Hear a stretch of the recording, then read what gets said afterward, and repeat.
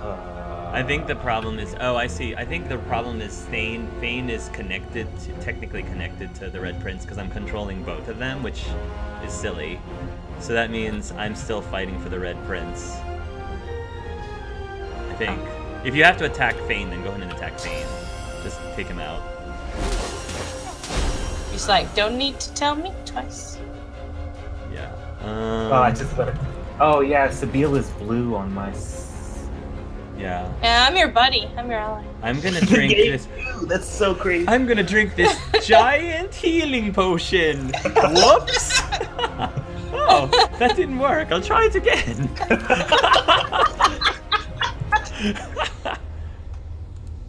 All right. Well, the problem is I can't hear anything that's on Kevin's end, so you'll have to read out loud what happens.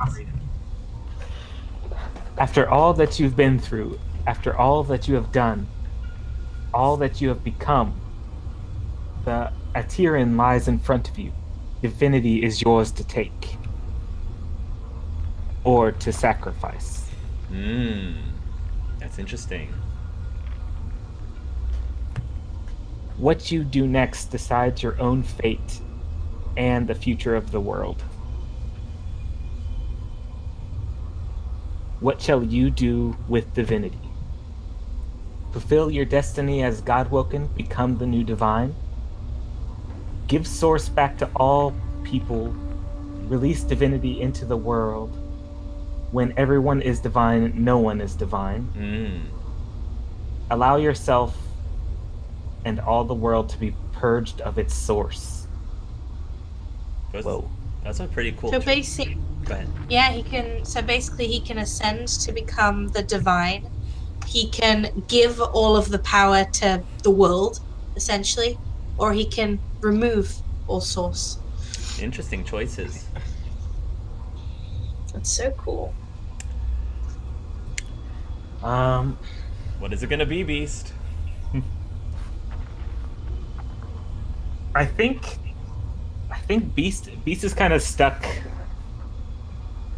between the first and second option, which is either him just become the divine or give it to everybody. Yeah. I mean, I'm okay with either of those. So you can pick whatever you want as far as I'm concerned.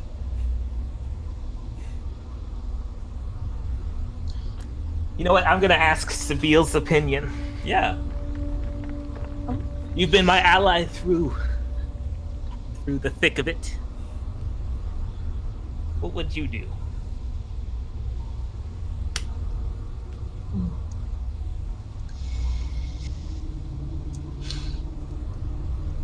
Well, if it was me, I would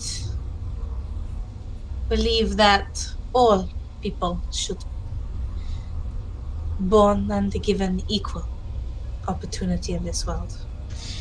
You and I, Beast, we have both seen what happens when one person rules all, be it a master or a totalitarian queen. Not to spoil the mood, but I would have laughed so hysterically if Sabila was like, I think it should be me! And then she runs over and grabs it at the last minute. You fools! Another sudden but inevitable betrayal. Sabile's like, you fools, you fell for the whole, oh, I don't want Divinity bit this whole time. Sahila was my best friend! Yes. My first act is new divine. Tessendelius. You shall be my slave. Sabile's like, you fell for it. You completely fell for it. I would have laughed so hard.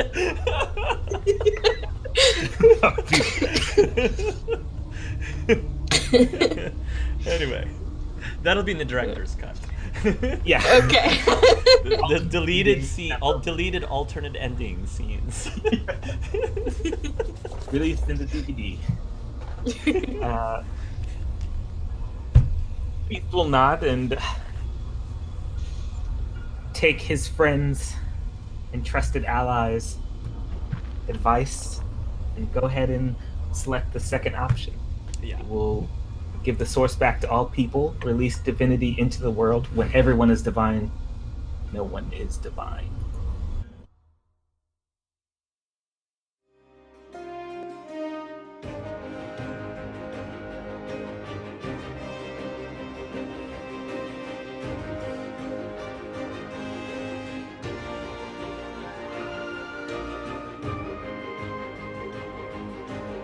And so it ended. A tale that began with my own ill-fated attempt to rid the world of the Godwoken.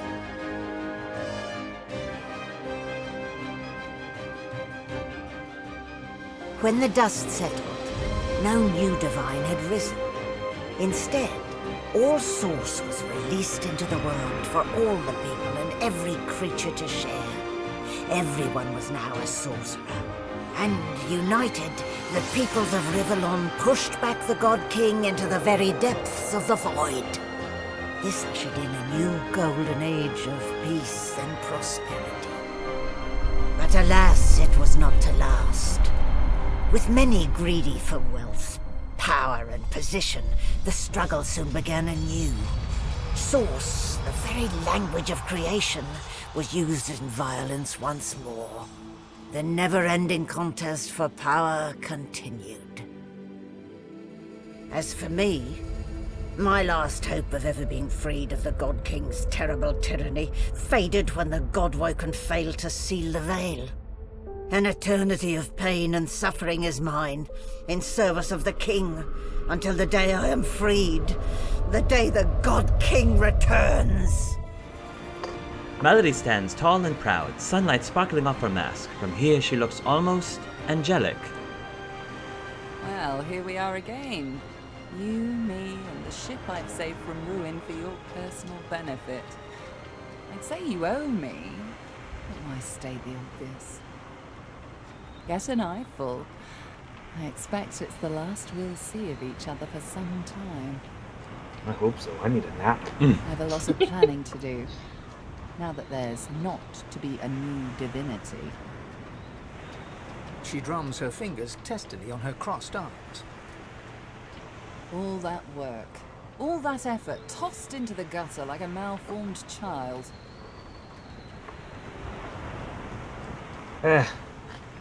The world is better off with an almighty tyrant. You say that now. Let's see how you feel when you realize the true implication of a world filled with sorcerers. Nah, I think it was a great choice. Nothing but prosperity will come from this. I think she's just jealous that she didn't get to make the choice. Mhm. Yeah, that sigh definitely tells a lot. Never mind. I'll find another way. I always do. I wonder how the golden age ends, Malady.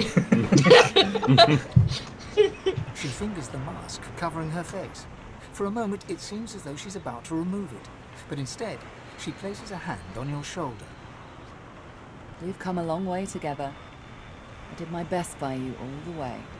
Sacrificed much. And I'd have given even more to see you fulfill your destiny. She looks you up and down. I guess this will have to do. What? Take a moment, why don't you? Relax. Enjoy. I certainly plan to do the same. So, where do you plan on going after this? Oh, I don't know. Around and about. Treat myself to some mead, a lover or 300. I'm sorry, what? Perhaps our paths will cross again. Perhaps not. Perhaps not. Please. Nothing but trouble. She'll be $2.99. She'll be $2.99. Well, she stopped talking to me after that. All right. I don't know if there's anything new under the ship or from anybody Yeah. else, or we can just... It's Tarquin over there. Oh, Tarquin's over there.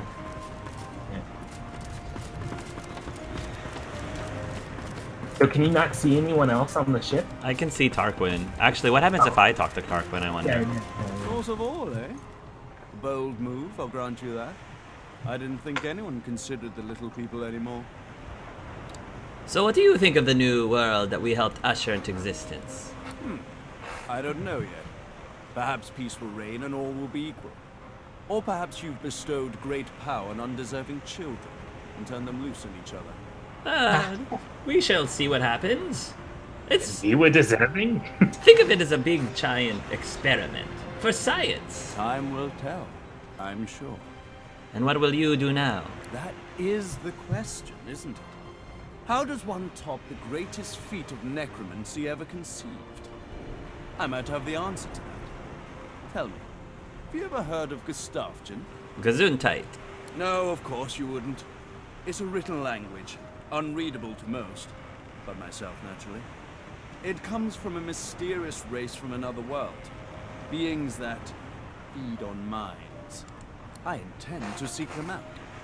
This Gustafjen seems to guard portals to their realm. And once I've uncovered one, well, why settle for being the greatest mind in just one world when there's another for the taking? He wants to go to things that feed off of minds. Oh, look, it's Loesch. It's Loesch. The ghost of Losa hums a soft tune, barely audible. She smiles as you pass by.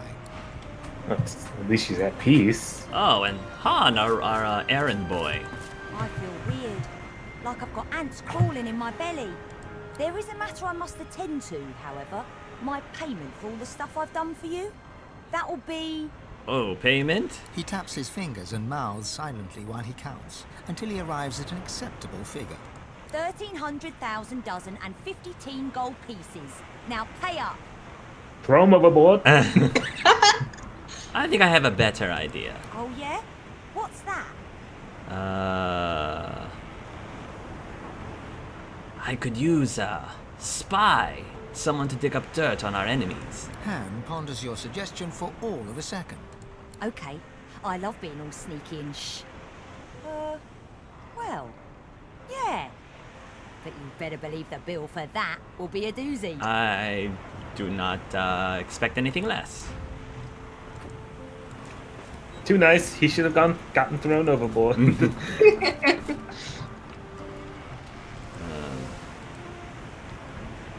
So I'm wondering if this is like. There's nothing interesting down there. There's nothing interesting. Well, if that's the case, then I had to click it. I'm sorry. I am here to serve, Master, in this realm and any other, for as long as I must. I am bidden to serve you, as promised once and promised eternal. And so, as always, I am at the ready. Consider me to be a gift from Malady. My wood was splintered, but my spirit intact. It was a great feat, but given her skill, not a surprising one. You look out to the endless beyond. The sun's light plays upon the waves, just as it always did. The sails flutter in the wind, just as they always will. And yet, something is different. You are different. And with a start, you realize where you must go next. You speak the command to the Lady Vengeance, and another chapter begins. The world was at peace, at least for now.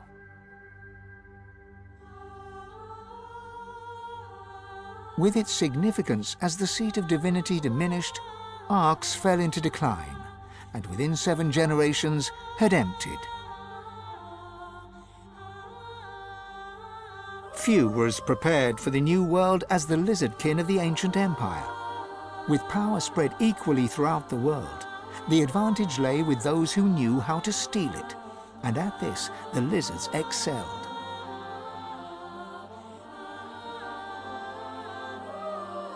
Justinia returned to her throne. Under her rule, the Dwarven kingdom prospered, until 2 years later, a jealous lover stabbed her in the heart with a mutton fork.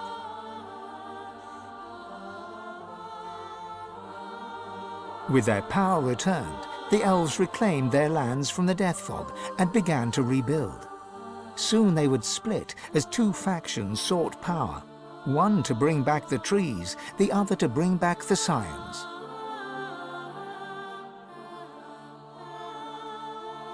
A dwarven joke did the rounds. It ends with the punchline, "So Lucian dropped the Death Fog on them again."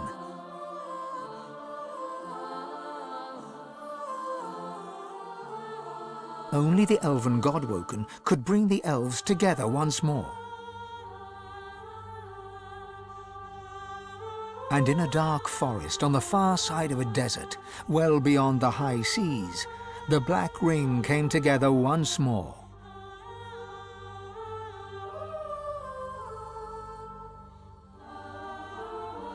The island of Fort Joy, the old redoubt of the Source King Brachus Rex, was turned over to the people of Driftwood to use as they wished. They turned it into a holiday resort. Reaper's Coast prospered.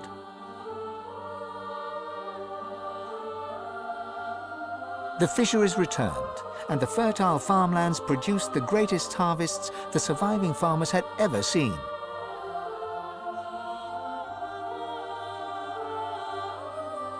Blood Moon Island became particularly fecund, its soil producing the greatest crops. A particularly crimson-fleshed orange grown on the island became a delicacy across half the world.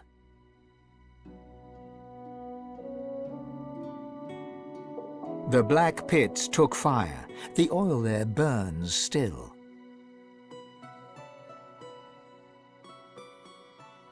Driftwood became a centre of industry, trade and transport.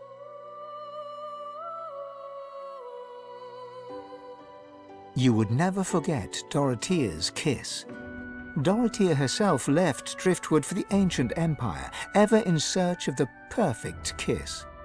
She never found it, although once or twice she came close.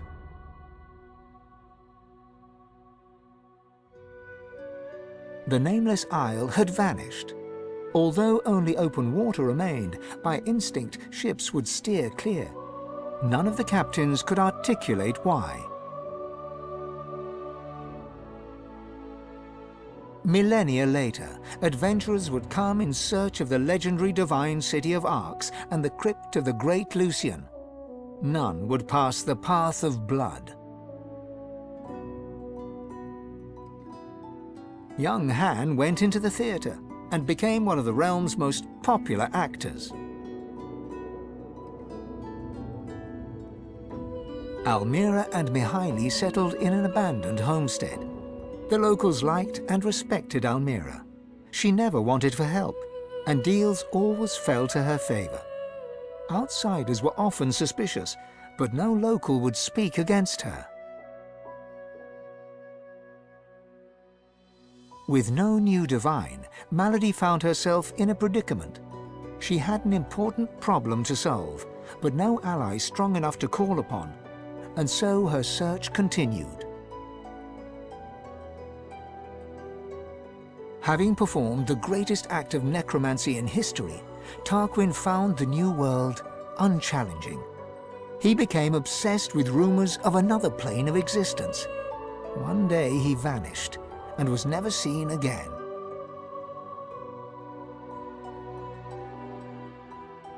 With the source released to the world, Ahu the wizard spent more and more time as a cat. One day he decided he would not change back.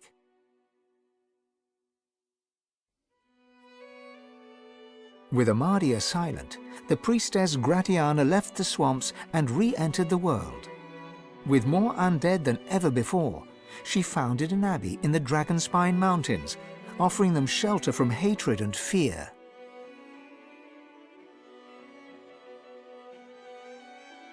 Jehan the demon hunter found himself at a loose end, so he opened a museum of demonic artifacts. After it burned down, with Jehan inside, witnesses claimed that the flames were the color of blood.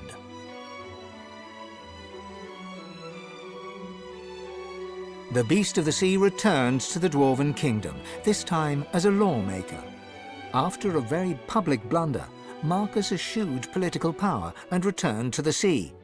The Beast and the Lady Vengeance sail on.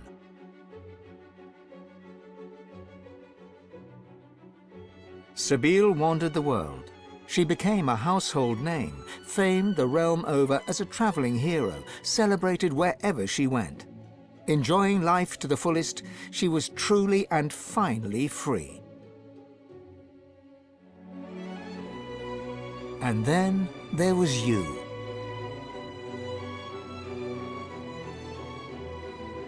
You returned to the world a sorcerer among many. Your future was yours to decide. Did you accept your new status with humility? Only you know the truth, you and one other. But of him you are free. The God King no longer calls your name. He no longer whispers your shame.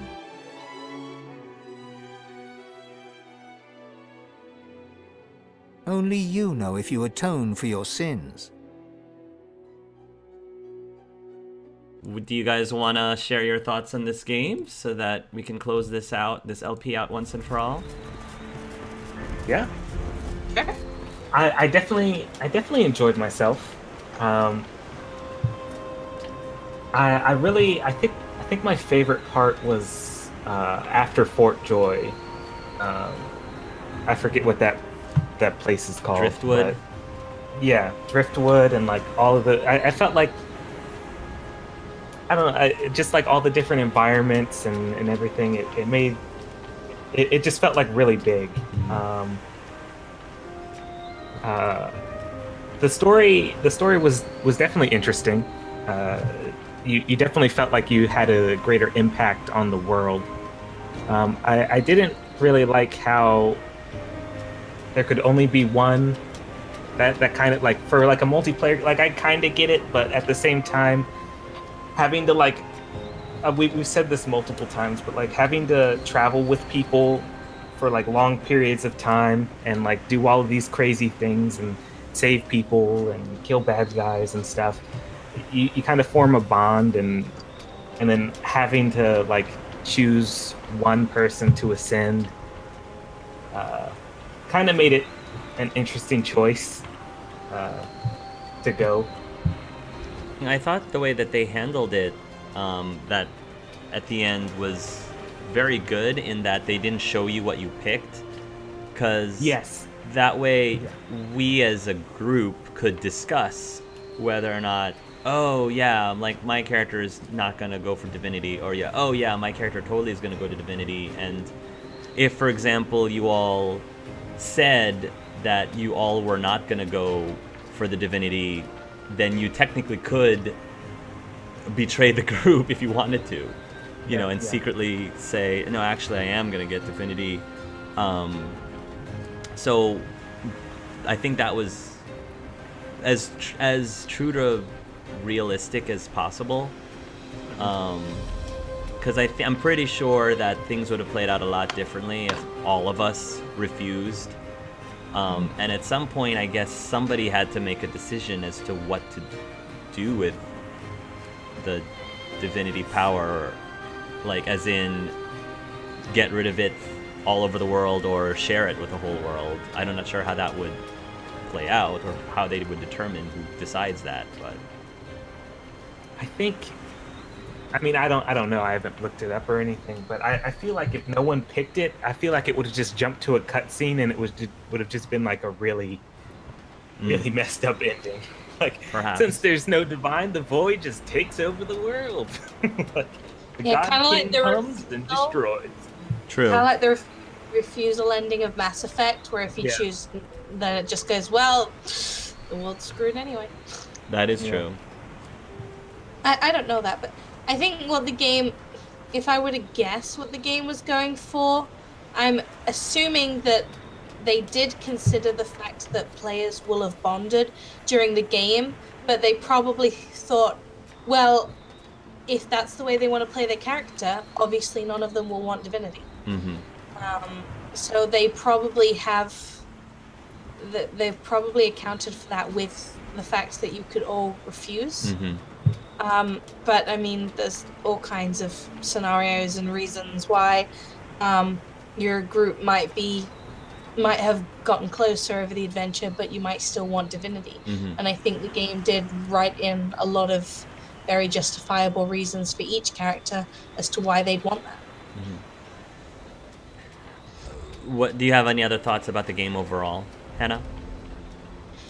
Well, I definitely enjoyed it. I think going back all the way back to the beginning, kind of some of the first things I really liked about it. the customization of your character, you're picking their tags, you're picking who they are, and the fact that there are dialogue choices that are very specific to you. And I feel like the game, particularly with the pre-mades, I always recommend if people are playing the game for the first time to pick a pre-made, are very well done, and you really understand them through the options you're given. Although there are there is stuff that you only find out about characters if you're playing a single player with them as NPCs. Like Kevin and I have discovered through playing the game kind of separately that, you know, there's stuff to Beast's story that Kevin didn't know playing this playthrough, and I found out there's stuff to Fane's story that never even came up. But I think the pre-mades were well done. It is a very combat heavy game. I would have liked there to have maybe been more resolutions in a lot of at least some of the quests, because it seems like at times, particularly in Sabiel's Path, if you didn't do what the NPCs wanted, they were just going to attack you, fight you to death. Yeah. And that was it. And you know, that sometimes felt a little bit immersion breaking, because I couldn't always justify, you're really gonna, you know, lose your life over, you know, you don't like what I have to say. Okay. So, yeah, but I did enjoy the game. I'm not sure what the whole point of the fake out was in the middle, where you're all rushing to get Divinity. One of you wins, but it gets interrupted, because it didn't seem like whoever won that race it really did anything. Yeah. So it's kind of a deflating experience when you kind of have that, okay, this is it, we're going for Divinity. So It's like you got a whole city. yeah, exactly. Well, yeah, I was a bit disappointed. I think that if you think about it, assuming all four of you were trying to go for Divinity, and so you're competing against each other, and then all of a sudden something happens, and now you're back to working together again as a team. It after you basically tried to, you know, win the crown for yourself, and now you're being thrown back into a situation where you're supposed to work together again. That does seem a little off. So I agree with you on that. One thing I did really enjoy about like the group dynamic, and I think they had this in the first game, I don't know, it's been a while, but like how after certain events you could all talk to each other and state your own opinions on what you thought about happened. And I felt like that really added a lot more to your character, and like it really helped me form Beast's opinion on a lot of things. And if there is a Divinity 3, I don't know what they're planning. I would like to actually see more of that in there. It's interesting you mentioned that, because they did have that same system in the first one, but it mattered more in the first system, because your responses gave you actual like in-game Points. Right, in-game benefits or disadvantages based on your responses. So like if you gave a compassionate response, then you got a compassionate tag that gave you like some bonus or something. Or if you were more pragmatic, it gave you whatever the pragmatic thing. And I was surprised that they didn't include that in this game, because that was one of the most ingenious game mechanics that I loved in the first one. And when we had those moments where we could each give our own opinions and weigh in on what just happened in the scene, I was shocked that there wasn't anything that was like the first game. So I think it's weird they removed that. Well, I think it was for two reasons. One being that a lot of people did complain about the kind of subjectivity of it. Like, but I think the main reason was that a lot of players gamed it. So rather than role-playing their character, they're like, oh, well, I'm trying to get, this perk for being pragmatic, so I'm just gonna pick that. And so I think what they were trying...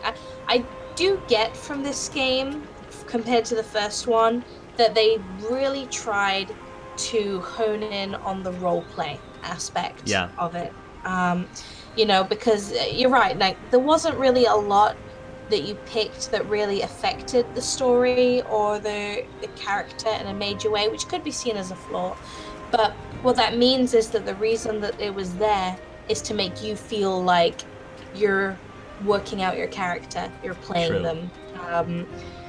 I mean, it didn't really matter most of the times that you picked a dialogue choice that was specific to lizards or elves or undead, but it helped you get into character. Yeah.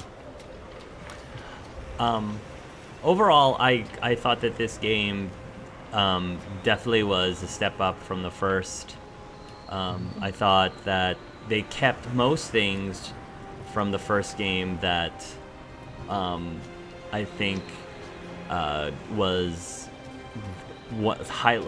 definitely great highlights or benefits of the first game. The combat I thought was improved, and the inclusion of having up to 4 players instead of just 2, I thought they executed that very well. Yeah. And story-wise, I thought the story was just as good as the first one. There were all of the different side quests that you could do and all the characters that you could meet, and it was super fun. And I think it was very cool that there were multiple ways that you could handle certain situations, and you had a lot of choice on how diplomatic you wanted to be versus how violent you wanted to be, except on, as Hannah mentioned, certain cases like with the elves where that diplomatic choice didn't seem to be a thing for whatever reason. But yeah, overall I thought this was a great improvement from the first. And if they make a Divinity 3, I would definitely be excited for that game as well. Yeah. Definitely.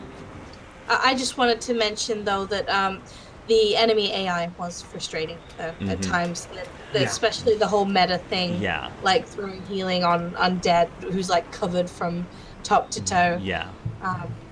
The enemies, I think, were just a little bit too meta at times. Yeah, I agree with that completely. Kind of along with the AI, but also kind of story-wise, how I didn't really like how we had to plan around, for example, Beast's story when we ran into the Queen for the second time and we found out that, her aide betrayed her. Yeah. I think it was the Red Prince ran into the door first and she started talking to the Red Prince. Yeah. That happened throughout the whole story, and we had to reload so many times. It's we need this person to talk to this person. And I agree. That really was really frustrating at times. Right. That the person that you ended up being spoken to was just whoever happened to hit the dialogue spot first. Which is... And because of that, you almost kind of have to go into the game with everybody investing in persuasion, because there are so many times where the enemy will just talk to somebody who, has no points in it, and you only get one shot, which means you just fail the check. Yeah. And then the other obvious criticism that we've said throughout the entire game is that source magic isn't really all that's cracked up to be. So bad. The lore just talks about how amazing the source magic is, and I guess it's possible that we're not doing it right, but I don't know. The resistance part. Right. I feel like it would have made a lot of an impact if all of the source magic wouldn't be blocked by physical or magical armor. Right. I think lore-wise that would make a lot of sense, because sure, regular magic would be resisted by physical or magical armor, but this is supposed to be special source magic. I think it's, especially since source energy is such a rare commodity, I think that it wouldn't be that game breaking to, have it ignore. And I've kind of gone through the entire game I still don't really understand what makes source magic any more dangerous than normal spells. Mm-hmm. The law's just a little bit unclear, I think, on that.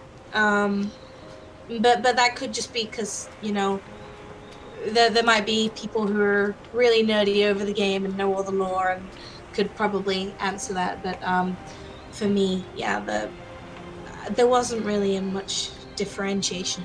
Yeah, like how can I summon a tornado for two action points, but like the blinding squall, which it blinds people, but like the tornado, it's like a huge tornado that appears. Yeah. And I cast blinding squall once, and it didn't really show any like effect on the screen or anything. Mm-hmm. Yeah. I agree. It left a lot to be desired. Mm-hmm. And if they wanted players to feel, because we spend half the game earning those source points as well. Mm-hmm. Like we had to unlock those. If they really wanted players to feel like, they were really getting something with those, they really shouldn't have made it so practically every enemy in the third act takes it from you. Yeah. Yeah. And I think that for people who are trying to play their characters a little bit more Paragon, like having to say that you're gonna have to consume other souls to get more source unless, you find it in either one of those water fountain things or just randomly on the ground. Yeah. I don't think it, I feel like that puts the quote unquote good players, good characters at a disadvantage. But Even though it's a minor one, because it doesn't really matter anyway. it doesn't really matter anyway, but I guess if you're role-playing, it matters. Yeah. I might have cast like 5 source spells the entire time. Mm-hmm. Yeah. Not really a criticism or more of a comment, minor disappointment, is that when you're playing with 4 players, you can't romance each other. Yes. Like in single player, everyone's fair game. You can romance any of the pre-mates, and I think even some NPCs flirt with you. But it's odd that they kept that out of the 4-player one, because I think, if I recall correctly, in Divinity 1, you could get with each other. I didn't remember that. Oh. Yeah, I think it's possible to be in a relationship by the end of it. Mark's messaging could be Andrew like, wrong. "Hey, you want to replay?" I could have flirted with Dawnforge Cass this whole time. That is a good point. And I think that would have been really cool when the 2 people that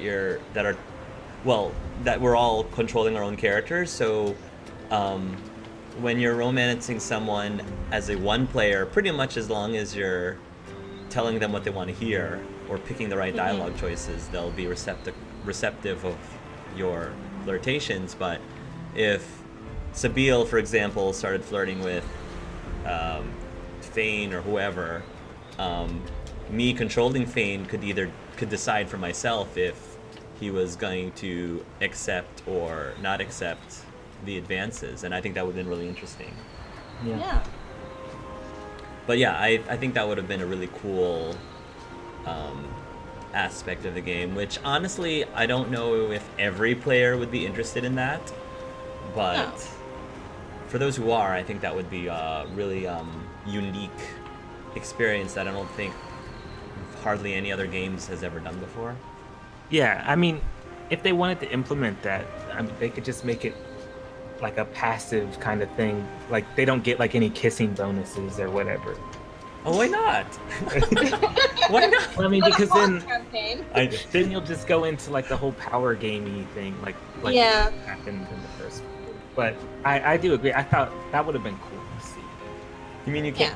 You don't want to just like about to hit a boss and hold on for a second. We need to make out over at this corner. give us 5 minutes. And then, all right, now we're ready. Haven't you played a BioWare game? You have to hook up before the final boss. Exactly. Opens the door, sees the boss. Oh, sorry. 1 second. Come here. One thing I did like, and you kind of touched on it with like the Paragon thing. I did like how we had to earn the source points. That did feel like a growth of character and power, even though it was kind of useless for my character. But just the idea of like, okay, well, this guy's gonna teach me like a new mastery of the source that I'm supposed to use when I'm divine.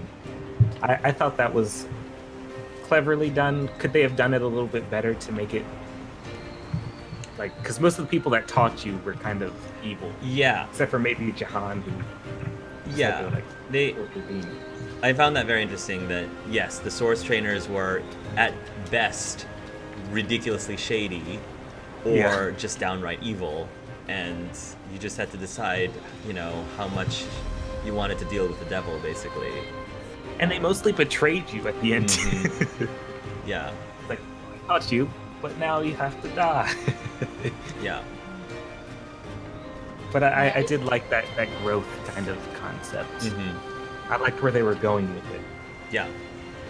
Well, I just wanted to say thank you to both Kevin and Hannah for sticking through this entire game with me for more than a year. Because we've been playing this game for a year. I think we started back in October, so I think it's been like a year plus 3 months at least. Dang. At least a year and 3 months.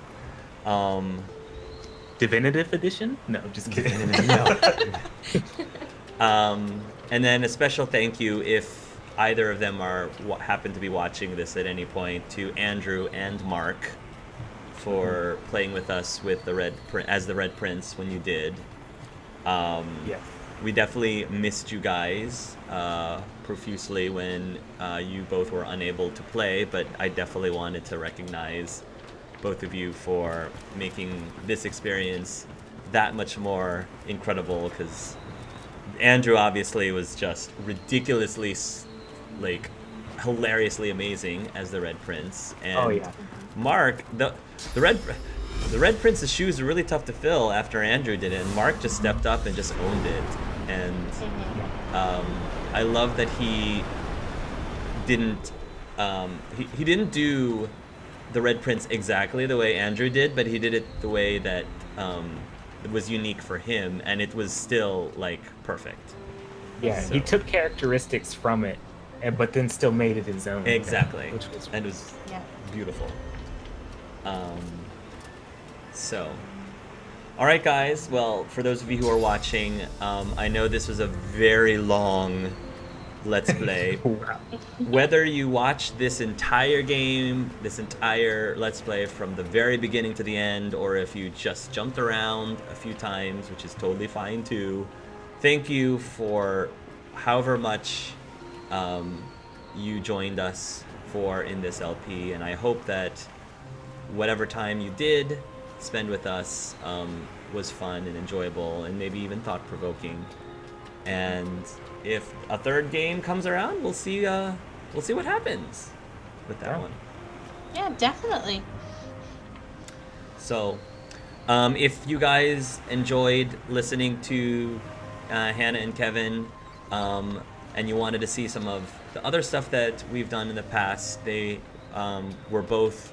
The reason I met them in the first place, if you didn't know, are because they participated in one of my tabletop campaigns, the Dragon Age Season 2 campaign, which I'll put a link if you want to check that out, because they are just as remarkable in that one, if not more remarkable. And also the Ballad of Loch Rannoch campaign that Andrew has hosted as well, so you can check those too.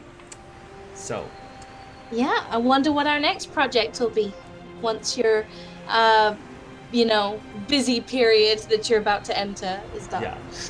Well, I definitely hope to collab with you guys eventually at some point. Yeah. So, all right, guys. Thank you again. Thanks for watching. And then until next time, love yourselves and love each other.